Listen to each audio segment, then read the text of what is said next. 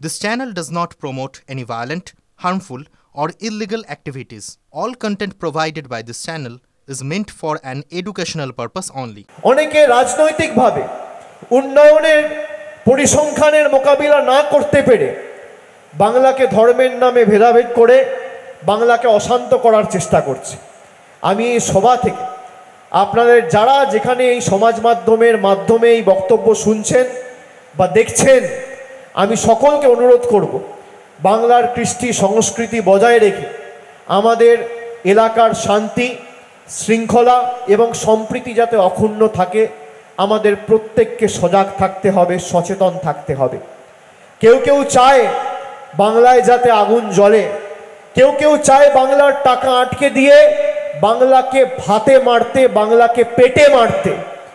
আমাদের সরকার থাকার দিন পর্যন্ত বাংলার একটা মানুষকে ভাতে মারার বা পেটে মারার দুঃসাহস কেন্দ্র সরকার দেখাতে পারবে না। আমি আপনাদের দায়িত্ব নিয়ে বলে দিয়ে যাচ্ছি।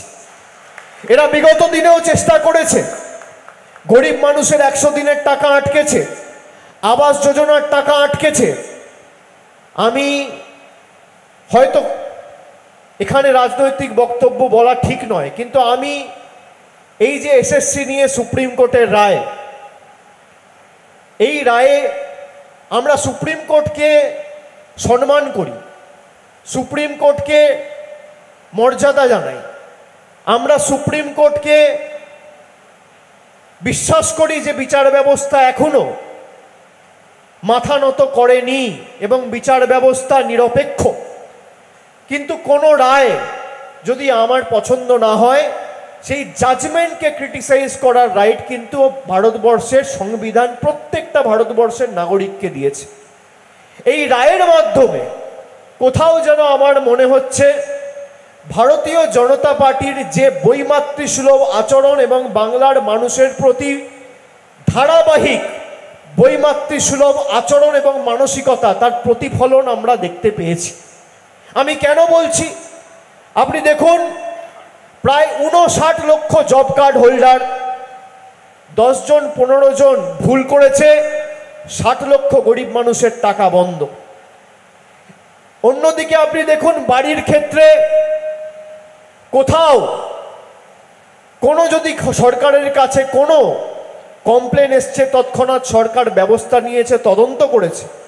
2-4 জন 5 জন 10 জন 15 জন, আমি তর্কের খাতিরে ধরলাম 100 জন 1000 জন যদি ভুল করে থাকে, তার শাস্তি সেই 1000 জনকেই দিতে হবে। আপনি 1000 জনের জন্য 17 লক্ষ লোকের বাড়ি আটকে রাখতে পারেন না।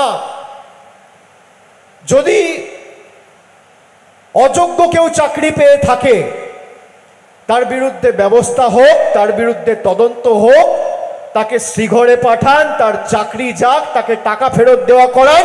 কিন্তু কিছু অযোগ্য লোকের জন্য আপনি প্রায় 16-17 হাজার যোগ্যদের চাকরি কেড়ে নিতে পারেন না। আমি এখানে বিজেপির ধারাবাহিকতা দেখছি যে একজন ভুল করেছে, পুরোটা বাতিল করে দাও। আচ্ছা বলুন তো, এই হাসপাতালে 100 জন ডাক্তার, পরবর্তীকালে 300-400 জন ডাক্তার কাজ করবে, 1000 জন স্টাফ কাজ করবে। কেউ যদি কোনো ভুল করে থাকে, হাসপাতাল বন্ধ করে দেওয়া উচিত, বন্ধ করে দেওয়া উচিত। একজন পৃথক বা 2 জন পৃথক বা 5 জন পৃথক যদি ভুল করে থাকে, তাদের বিরুদ্ধে ব্যবস্থা হোক, কেউ তো বারণ করছে না। কিন্তু 5 জনের ভুলের শাস্তি আপনি 5000 লোককে দেবেন?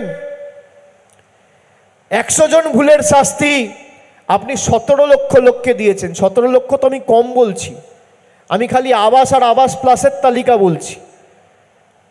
যদি আপনি প্রকৃত অর্থে প্রকৃত প্রাপকের সংখ্যা বার করেন, 50 লক্ষ মানুষের বাড়ির টাকা কেন্দ্র সরকার আটকে রেখেছে। এই স্বাস্থ্যক্ষেত্রে ক পয়সা দিয়েছে কেন্দ্র সরকার? স্বাস্থ্যমন্ত্রীকে বলুন পরিসংখ্যান নিয়ে আর শ্বেতপত্র প্রকাশ করে যে অন্য রাজ্যে কত টাকা দেওয়া হচ্ছে আর বাংলায় কত টাকা দেওয়া হচ্ছে, প্রকাশ করুক কি কাজ করা হয়েছে।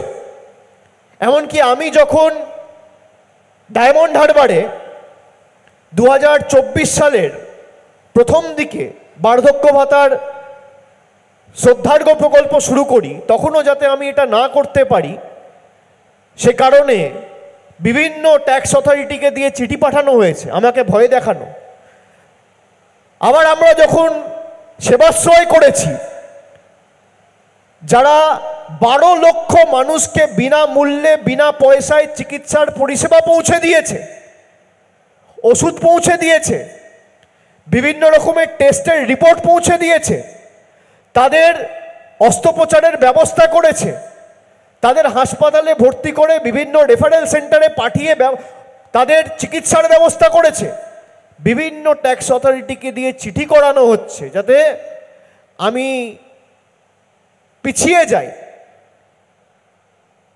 আমি জোর গলায় বলছি, এখানে মিডিয়ার প্রতিনিধিরা আছে, 5 বছর 6 বছর 7 বছর ধরে আমি ইডি সিবিআইয়ের বিরুদ্ধে লড়াই করছি, লোয়ার কোর্ট থেকে হাইকোর্ট, হাইকোর্ট থেকে সুপ্রিম কোর্ট। তোমার সিবিআই আমার কাঁচকলা করেছে আর আগামী দিন কাঁচকলা করবে। আমি মানুষকে পরিষেবা দেওয়ার জন্য এসছি, মানুষকে পরিষেবা দেবো। কেউ কেশাগ্র স্পর্শ করে দেখাও মানুষের ক্ষমতা কি, আগামী দিন লেজে গোবরে বুঝিয়ে দেবো।